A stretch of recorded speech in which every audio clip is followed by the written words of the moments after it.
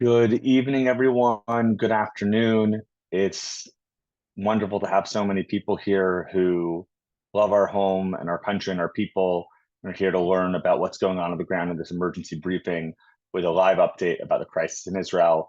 I'm Kyle Blank. I'm the CEO, Executive Director of Israel Friends. I'm here with Fleur Hassan-Nahoum, who I'll introduce in a moment. For those of you, most of you know who we are, an organization. That's why you're here today. Just in recap and where we're focused on today, Israel Friends was started on October 7th. Over the last 20 months, has provided over $50 million of aid, all for life-saving missions in Israel. That's protective equipment, medical equipment, technology solutions such as drones and mental health care. And today, as we sit through this crisis, many of you have seen the press releases we've placed out, what we've said on television, which is that Israel is under immense fire and her people are under a lot of stress. And so we've put out a very clear notice of where we're working, both in providing mobile bomb shelters to those who don't have them, as well as working to provide mental health support nationwide through the resilience centers and the HMO platforms and the Ministry of Health. Anyone who'd like to know more about that, feel free to reach out to me directly. Our team will drop my information at the end, but my email is kyle@israelfriends.us. Feel free to reach out to me directly or via the website or our team. I'm happy to get you any information you need or anyone that you know who is struggling needs in terms of support. So without further ado, we'll jump into our emergency briefing. Today, we're joined by Fleur Hassan-Nahoum. Her background, everyone here knows, but I'll touch on. I got to meet Fleur 10 years ago, and she was the deputy mayor of Jerusalem, doing incredible work on the ground in what is probably the most complicated city in the world. And from that, Fleur was both very involved in the Abraham Accords and brokering the future of what Israel should look like with our Arab nations and Arab neighbors nearby. And that in contrast, what we're experiencing this past week, in the past 2 years here in Israel. And then most recently, Fleur has been a special envoy to the Ministry of Foreign Affairs, where she has many roles, but one of them that I don't think was designated, but she grabbed the torch and ran, was to be the voice of Israel, the face of Israel, speaking on every channel, every podcast in the world for the last 20 months. For I know some days where I've tried to reach you, your schedule has had 10 straight interviews over many, many hours, making sure the world knows the truth in the reality on the ground here for us Israelis. So without further ado, Fleur Hassan-Nahoum here with us today. Fleur, how are you doing? How is your family? Where are you physically located this week? Well, I'm in Jerusalem, like I always am, and I have four children who are all home. No, three of them are home. One of them is in army preparatory program. She's going in August. I've got a son who just finished the army, but I've got some refugees from Tel Aviv. So I've got my niece and my nephew and three of their friends. So Wow. yeah, listen, Jerusalem, whether you admit it or not, or like it or not, believe it or not, is actually a little safer. There've been barely any direct hits here because 40% of our population is Arab Muslim. So I think the Iranian regime, the last thing they want is to send a missile to Jerusalem and then it hits the Al-Aqsa Mosque and then they become the pariahs of the Muslim world. That's the last thing they want. They consider themselves the protectors of the Muslim world, which of course we know is rubbish. So Jerusalem is relatively quiet, and we've had two more or less uninterrupted night sleeps. So it's quite a lot. I know it's more than you've been getting, Kyle. So I'm not going to complain, but there's always lots to do. People need donations of blood. Yesterday I gave blood, and I'm urging people to go out and give blood. And there's a lot of people that are very, very traumatized. So we are essentially going through, the closest thing I can think of is the London Blitz by the Nazis in the 1940s. And, on the one hand, and two things can be true at the same time. On the one hand, it's really tragic that 25 people have died from these ruthless attacks to population centers, which is not what we're doing on the other side, of course. And on the other side, you think, wow, it could have been so much worse. And those two things can still live side by side. And that really is the summary of our lives here in Israel, that we live with contradictions every single day. Yeah, I firmly agree. I think the complexity of the situation where there is so much going on over the last 20 months to hone in on just this week is weird. And I had some friends who were messaging me going, remember when we were upset about the Houthi missiles and how one per week at night could be dangerous, maybe.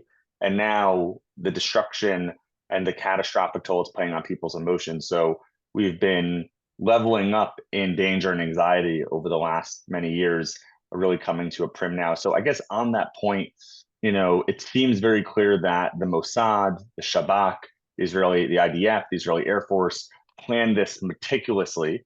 I know you and I were discussing this earlier in a similar sense to what happened in the north with Lebanon and Hezbollah.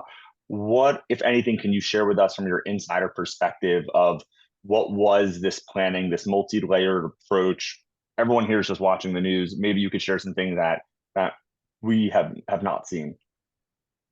So I think that honestly, there's going to be a lot written about this campaign, because I don't think in military history there's been such a clever campaign using both intelligence and Air Force and lots of other elements at the same time so successfully and so surgically planned and executed. And we should be very proud of our army and our country and our intelligence services. And essentially what happened was that we knew we had to attack Iran. And in fact, I've been saying since April that I have a feeling we're going to attack Iran. And people are like, oh, you're crazy, you're warmonger. I know we have to, because, and today it came out by CENTCOM saying that they literally were a couple of weeks away from enriching uranium to a point that we couldn't get them back.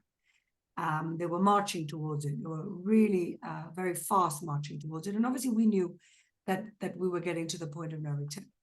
But we also knew that their plan of action was that if we attack, they automatically unleash 1,000 missiles, ballistic missiles, which means that we're talking about completely overwhelming our air defenses, which are the most advanced in the world.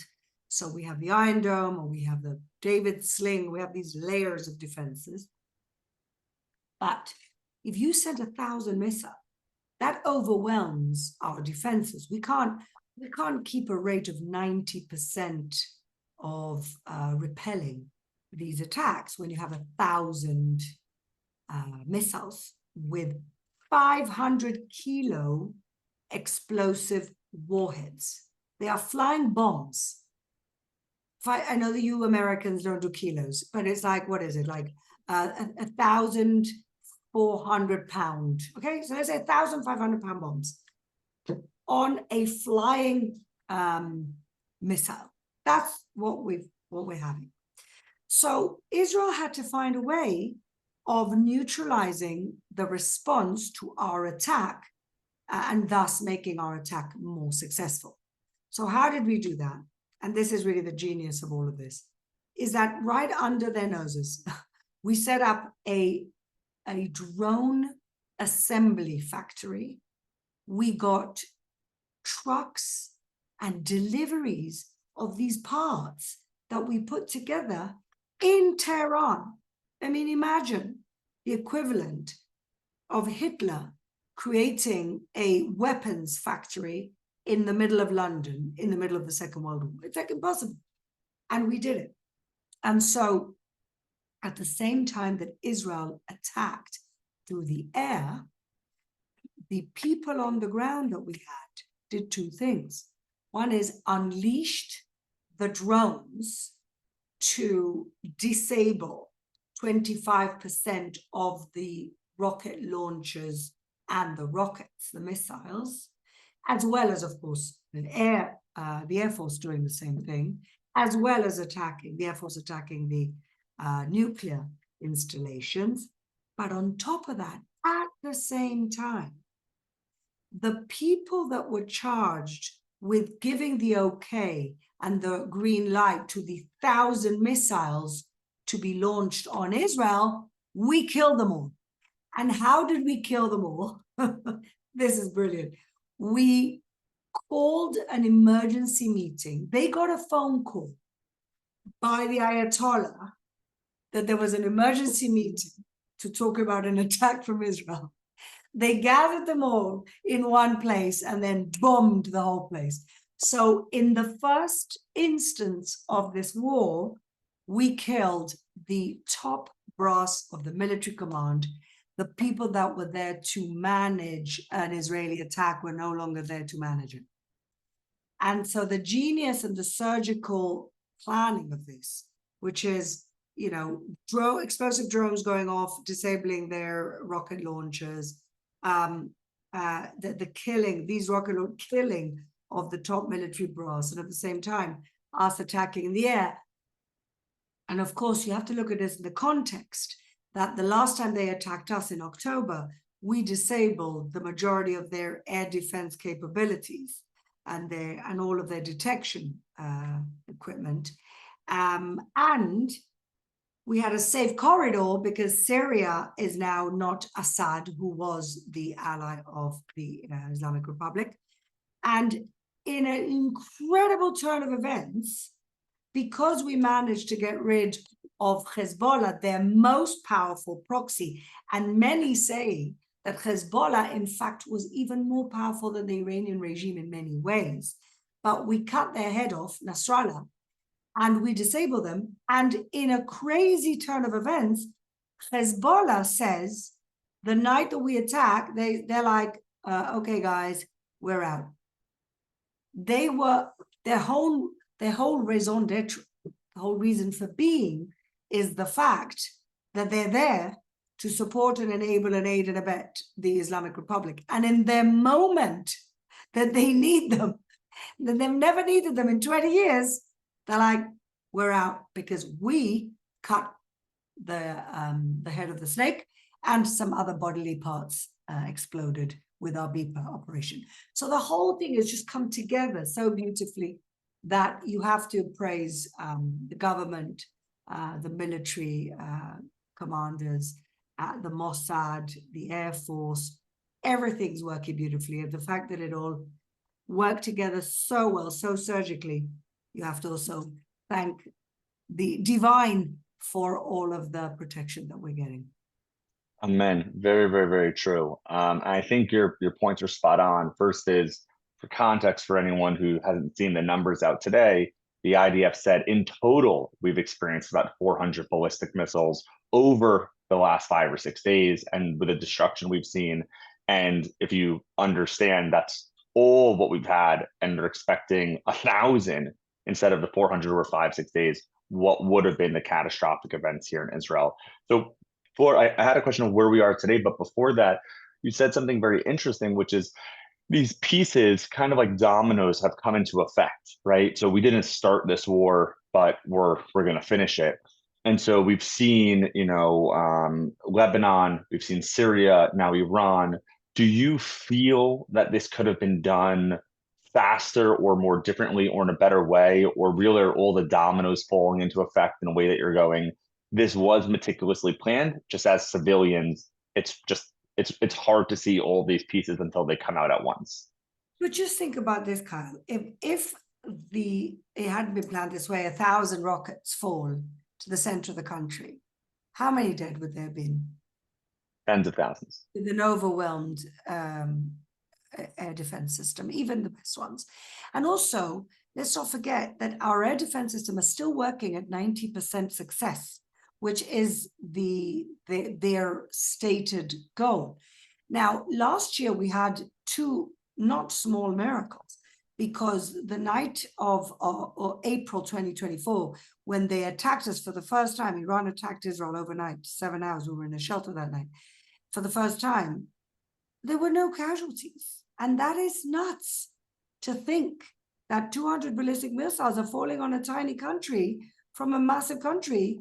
And I think, if I'm not wrong, the only guy to die was somebody from Gaza who'd escaped Gaza or something, and like they got crushed like a. Anyway, the point is that this could have been so much worse. And the other thing I want to say, and it's very difficult because we are in such pain and trauma since October 7th. But on October 7th, Sinwar, along with his aiders and abettors and hosts and the Islamic Republic and Hezbollah and everybody else and Qatar, they thought that October 7th was the beginning of the end for Israel because of this kind of plan and coordination that they had. What they didn't realize is that what they'd unleashed is the beginning of the end of, I pray, Islamism as a poison to the region and to the world. And this is what we're seeing now. That extreme radicalism is definitely something that is being pushed back on. And I think what's interesting from your perspective would be to hear is, we know today, it's very clear after conversations you've had with not only Israeli intelligence, senior officials, but as well as American senior intelligence officials, that the Americans and the Israelis are on the same side in perspective. It's very clear. But on top of that, we saw the last week that the Brits and the French and the Germans are also on the same page, because the IAEA came out and said something that they never said, which is that Iran was violating an agreement which no one ever wanted to admit. So now you have all the Western free powers really together. But what's interesting is my sources in the intelligence community in the US say that our Arab neighbors, our Arab friends are on our side. They're on our page here. They object to what's happening with Iran's axis of evil and destruction. So you have such an insight into this world with our neighbors. Do you think, they're fully on board and that they're sitting back smiling about Israel taking out Iran and the poison it places in the whole world and especially this region? So that's a great question. And people have to understand that in the Middle East, rhetoric and reality can be two very different things. So they are outwardly condemning us because of the Muslim street, but they are applauding. They're doing cartwheels of happiness. Let's not forget, Saudi Arabia has been in two proxy wars against Iran, the Yemen and in Sudan. And they still have kind of a shadow war with them in Sudan in a way, and in Yemen. And so they are thrilled. And so are the Europeans, but nobody wants to show their face and nobody wants to get their hands dirty. And the only people that we can now rely on are the Americans. And I pray that in the next 24 hours, President Trump does the right thing and say, we are going to, we just heard the Ayatollah Khamenei, give a speech defiant that he's going to be attacking American targets. And it could get hairy, but let me tell you, if the Americans join us now, this is going to be over by Monday. Well, that's looking... Regime will be done by Monday. That's my prediction. If they don't, this is going to take us a long time, and we might be pushed into accepting some type of ceasefire. For the sake of the region, the world, the Iranian people who have been held hostage by a toxic regime that kills girls, women, gay men. It imprisons people who speak out against the regime. There's so many people who are victims and repressed by this regime. For anybody who remembers the HBO show Handmaid's Tale, that's what Iran is. And, the progressive West, instead of saying, oh my God, these people are Islamo-fascists and they are repressing and sending poison around the world and choking the early democracy in the Middle East. This is what people should be seeing right now. And just like Churchill stood alone in the 30s, shouting in the abyss, saying Hitler is bad news for the world. Stop appeasing him. A lot of people are secretly clapping and saying good for Israel. But We don't need your claps and we don't need your approval. What we need is your help in order to beat the civilizational threat of our generation. So I don't think that could have been expressed more clearly and more attuned to what everyone here feels. My question for you is, as we're apparently, if you do emojis, I can see them, so I can see hearts coming up on the side of people approving your words. What confuses me is let's talk about, we'll talk in a moment about the Americans before and the Americans today. Let's come to that in a second. All of our allies, right, that are sitting here, that are sitting next to the Iranian threat, right? America, World War II, far away. It took being attacked to get involved. Hopefully, that's not the situation now. But the Europeans are sitting right here. Israel's air defense system is the first line of the air defense system for all of Europe. We know that. So my question to you is, where are the Europeans? They had no issue knocking down Iranian drones a year ago. But now that we're on the offensive for the free world, for our generation, generations to come, why is everyone sitting back and watching? It doesn't make any sense to me by our Arab allies or by the Europeans. Because they've given up.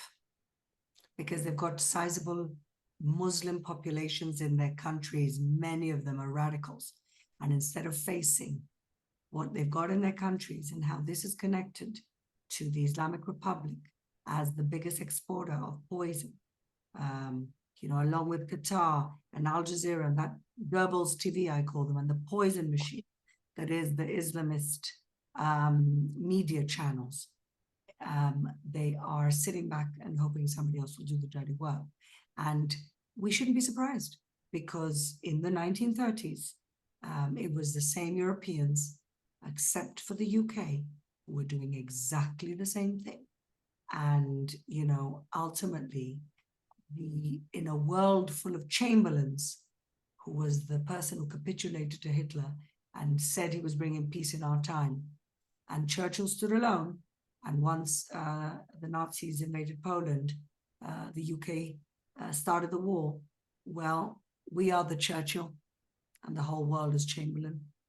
And I'm praying that Trump is also that generational leader that stands against evil the way that Truman finally did after the Second World War. Was very much in the middle of it, and the UK needed American help. They were reluctant at first, but then they got in, and they helped win. So we're hoping that this doesn't take so long. It's not even been a week. Think about it. If it was over today, it'd be the 6-day war. And let me tell you something else. Tomorrow is the 23rd of Sivan. And what is the 23rd of Sivan? And I'm not very big on the Jewish calendar, but my kids are, and I don't even know what month is what. But I do know that the story of Esther, even though we read it on Purim, actually took place. And the whole thing went down tomorrow in terms of the Jewish date. So wouldn't it be a beautiful closure if on the day that Queen Esther saved the Jewish people from what could have been an evil Persian dictator, we have the Americans joining in and finish the evil Persian dictators. Wow, so aptly said. So with that prayer that everyone here echoes with you, could you touch on from your dialogues and with friends around the world, before this happened, where did the Americans stand? How much have they maybe been involved until this point? And then we've heard your hopes for the future, so that I think is very clear. But just kind of the before and the during, the last 6 days, what are your perspective on American involvement? Well, it's very interesting because last week, before this whole thing started, I was on ILTV getting interviewed, and I was interviewed about the Bibi Trump rift. And I said to them then, we don't know anything. We don't know what's going on. We don't know if there's a rift. The media likes to speculate and the media likes to talk. And I actually think that Bibi and Trump pulled off an incredible sleight of hand here. Nobody saw it coming. It was the 60 days that Trump said. And the thing about the Iranian regime is that they've gotten used to years of people negotiating with them and giving them more chances and extending. Obama, Biden, everybody appeasing.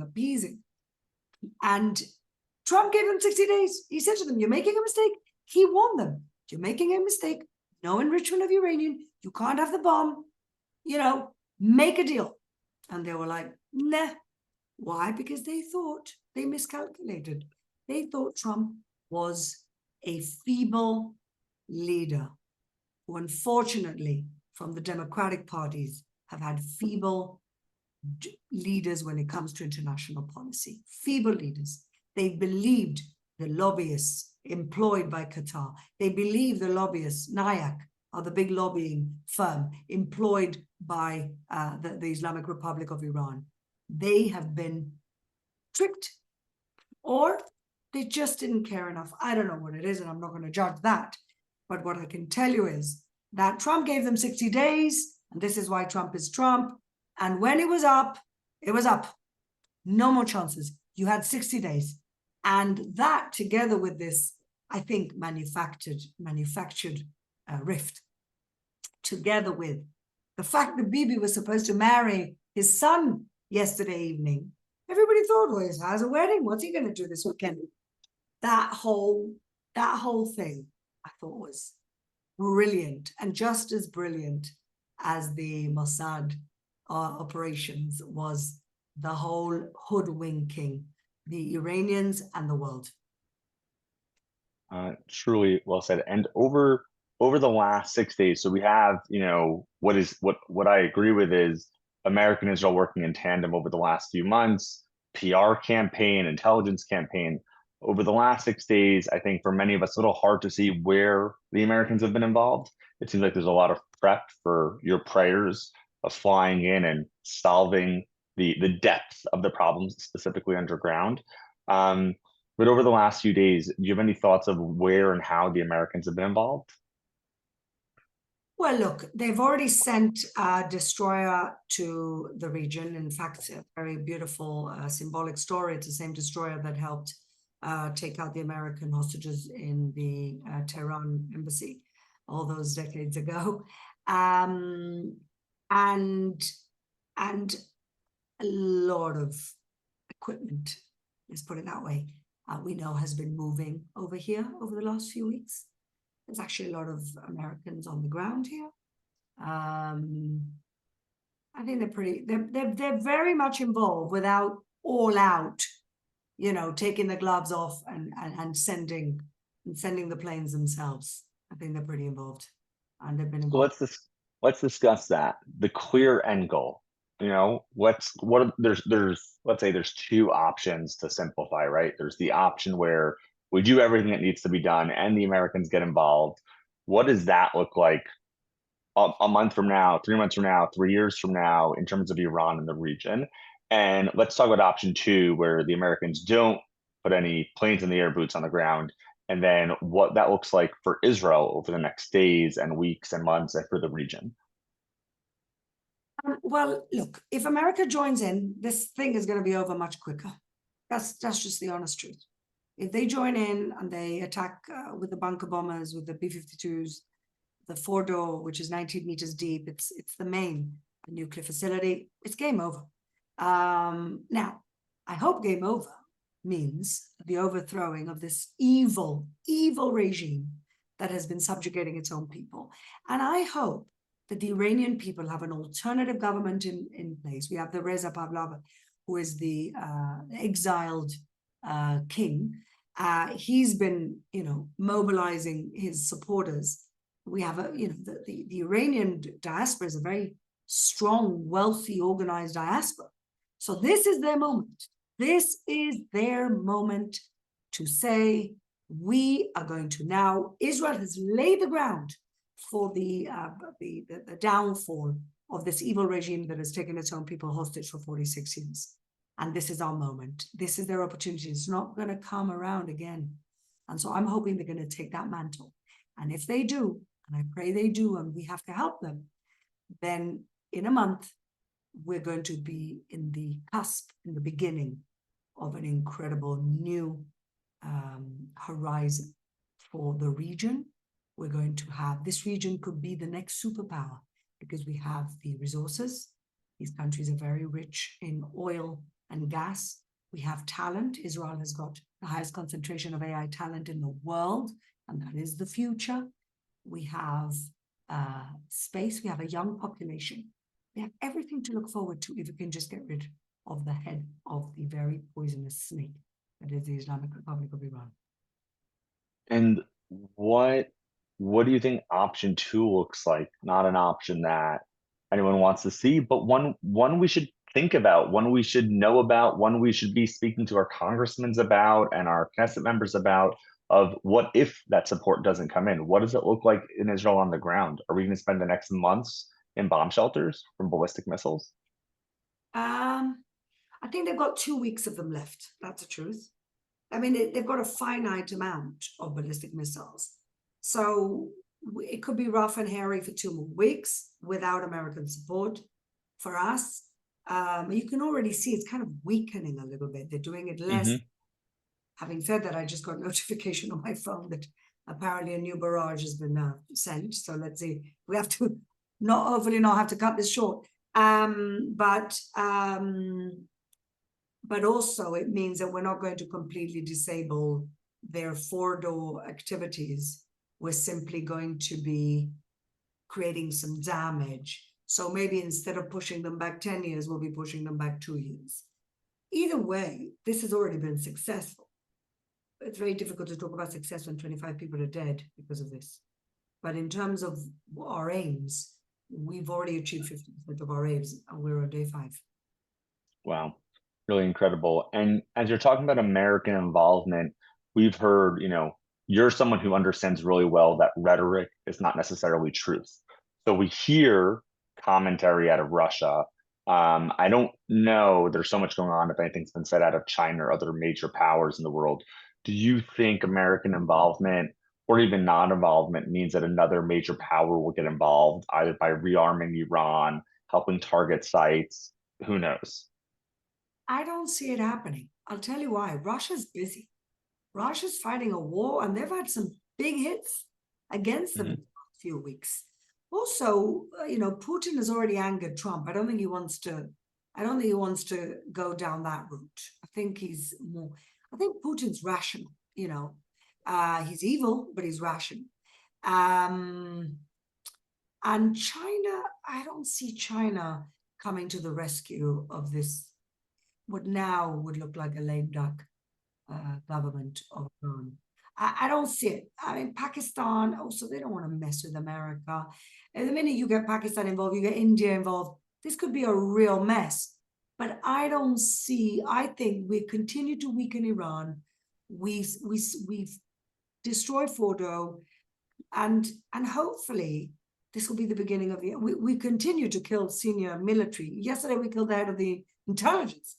So, I mean, we're really decapitating them here. I'm hoping this will be enough.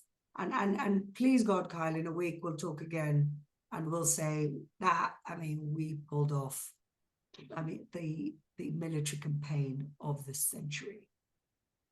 We've had the 6-day war and military campaign unrivaled. Maybe this will be the 7-day or 10-day campaign. I said, if this finishes tomorrow, it'll still be the 6th day. It'll be 6 Okay. Number 2. There we go. Well, I'm fine with it finishing early, so that works well for me and my family. As you think about this, these events happening so far east of Israel and so far away, one has to think, a week ago, 2 weeks ago, 4 weeks ago, we were spending most of our time talking about the pin on your that you're wearing right now of the hostages, and do you believe, whether it's 2 days from now, 1 day from now, 7 days from now, is there movement in the situation in Gaza with this campaign in Iran? Does it make it easier to bring our people home? Does it make it harder? Does it change anything because some of the people who are actually making the decisions have been killed? What does it look like for us in Gaza and the hostages? So I think it's a bit of a double-edged sword. On the one hand, people are already saying in Israel, if there's going to be a deal, if the world forces us to do a ceasefire deal, then the hostages have to be part of that deal package. And we all know that Qatar and Iran wields a lot of power. However, if we're now decapitating Iran and they can't send money anymore to Hamas, then why would they listen to them? And if Hamas know that they're now on a suicide mission, which they always were, but now it's like, it's the beginning of the end for them and it's the end of the end for them, then what incentive do they have to release our hostages? So I think on the one hand, it could bring about a deal to bring them home. And on the other hand, we're in a very precarious position with how Hamas is going to interpret this. And if they feel they've got nothing to lose, maybe they'll kill them. I mean, I don't know. I'm praying that there's a miracle here. I'm praying for a raid in Entebbe. I don't know anymore what to pray and hope for. Yeah, really very sad. Do you think that in this process of what's happening in Iran, that there's a brokered moment for the Americans or the Israelis or someone to say, let's put all the cards on the table, let's solve everything, let's bring the hostages home. Iran will agree to stop enriching, even though they won't really, but like an actual deal, or you think it's just unrealistic and now it's war until it's over? Well, look, today Khamenei came out and said that everybody's a target now. That America is now a target, right? Or if America joins Israel, it's open season. Now we have to remember that they have sleeper cells everywhere, including America, including Europe, including South America. They're everywhere. And they could just activate those sleeper cells and then it's mayhem around the world. And then you think, okay, if that happens, then everybody else joins and it becomes a world war. And we finish like we finished the Nazis. I don't know. I think that could happen, but I think much more likely to happen. I mean, there's reports today that senior military and senior government people in Iran are calling up the king, Reza Pahlavi, and are saying, we're coming with you. Now, I don't know if it's just a rumor, if he put out the rumor, if it's true or if it's not true. But the fact that there's even this talk of flights taking off from Tehran to Moscow, how the deputy chief of staff of Khamenei ran off, how, we have Iranian experts in Israel saying that the senior leadership are just nowhere to be found. I'm thinking that this may fold, hopefully praying. I mean, look, I'm always an optimist, Kyle. So you're going to hear from somebody else a very different scenario. I'm always trying to look at the glass half full. And so far, if America join, I'm thinking it's game over quicker than we may think. I'm hoping that it doesn't unleash a third world war. That's what everybody fears. But look, last night, remember what they said last night? Iranian TV said last night that they're going to unleash a terrible surprise on Israel that they'll be talking about for centuries. Didn't happen. So I'm not sure what's going on. Very fair. So with that, we have some Q&A from the audience, and my team is filing that up to me. So I'm going to look to the other screen and grab it. I can't see the audience. Normally I think we did a webinar setting so that it wasn't all the screens flickering in and out, but next time. Okay. So the first question that's been sent over is, what is needed to get rid of the Houthis, who have been so successful in shutting down not only, our economy, our airport, have been impactful in such a negative way violently. What can be done there to solve that threat, that proxy threat? So I honestly think that it's all about Iran. And so if Iran manages, if we manage to bring down the Iranian regime, the Houthis will fall like a house of cards. Because then we have supremacy, Saudi, there's no contra. Who's funding the Houthis? They're like, there's starvation in the country and they have resources to send rockets. It's like, it's incredible. They don't have shoes, for God's sake, and they're sending rockets. So I'm thinking it's all about Iran. You get rid of Iran and everybody else falls like a house of cards. So on that, the next question was, what do you think America's waiting for? Why do you think they haven't sent the bombers? I think the bombers are here and they're just waiting to see whether they're going to pull the trigger.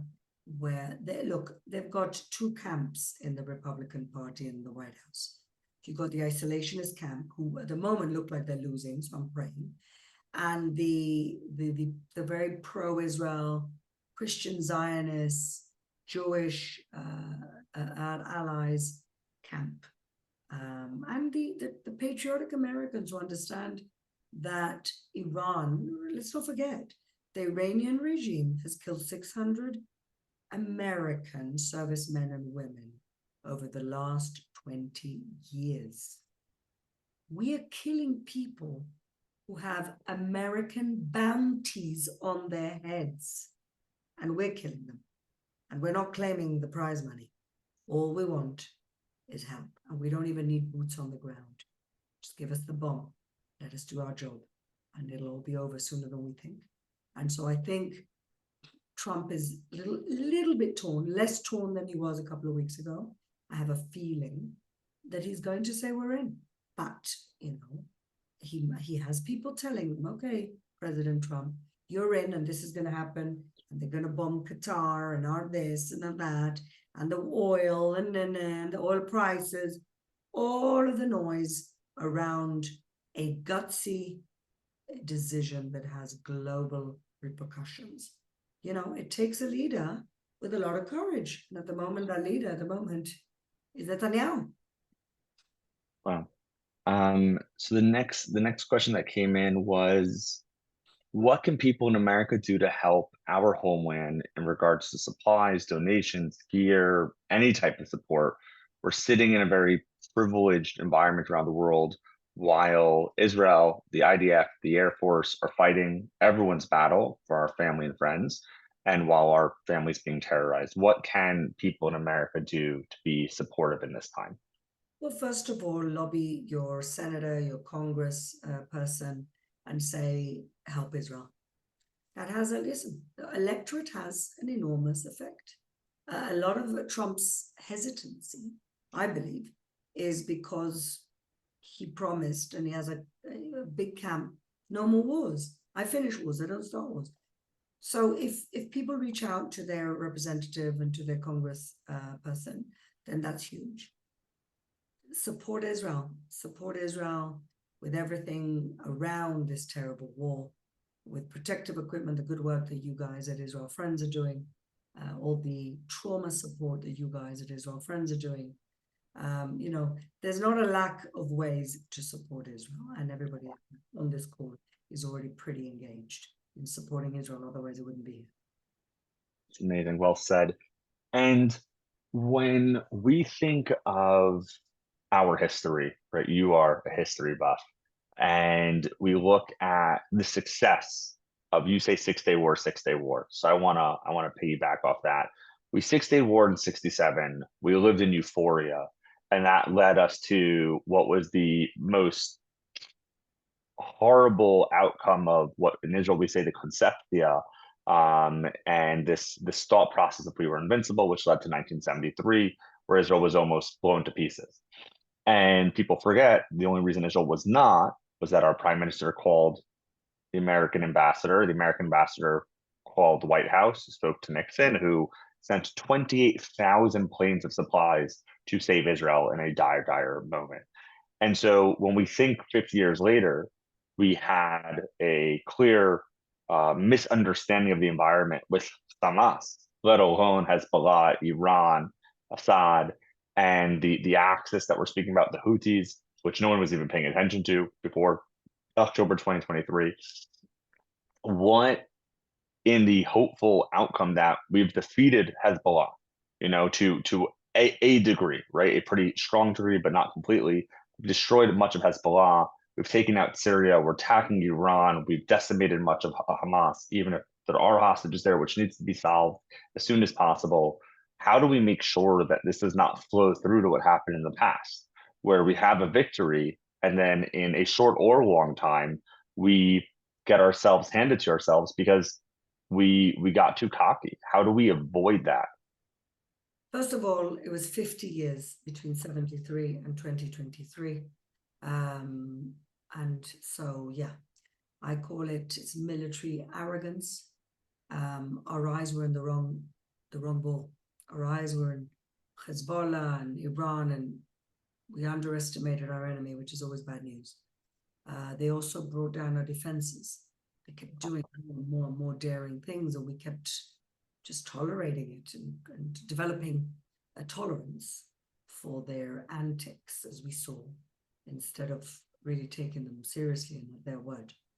I'm hoping it's not another 50 years and the same thing happens again. There are a lot of lessons to be learned, but I think that arrogance and military arrogance and the splash of misogyny when they didn't listen to those girls telling them what was going on, I think can be blamed for that. And I'm hoping we will learn our lesson. One of the most painful things for me as a woman is the fact that if they would have listened to the women, that this wouldn't have happened. And in the end, those women ultimately paid the price. They were slaughtered and they were taken a hostage. And it's one of the things that I'm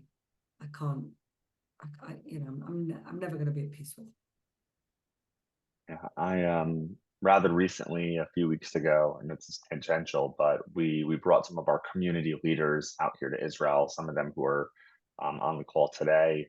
And we went around, see the south, the north, the center, met with soldiers, civilian guards, first responders, and really saw the reality of what's been happening over the last 2 years.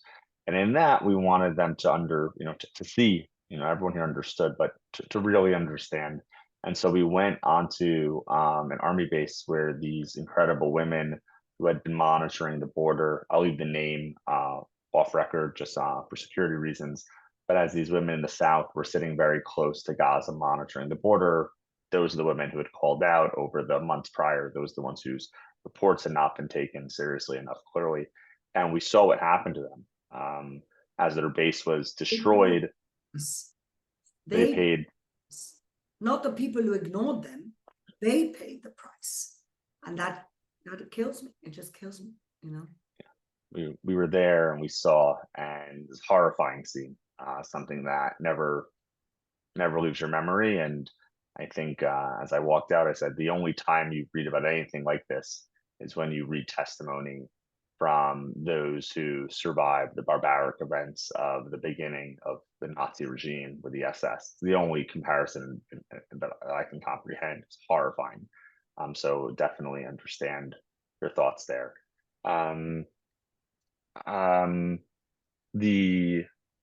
Another question came in, hard to shift from there, but I guess on what you were mentioning about countries feeling comfortable in their decision-making process, and Israel having this 50-year mistake cycle, and hopefully we won't do that again.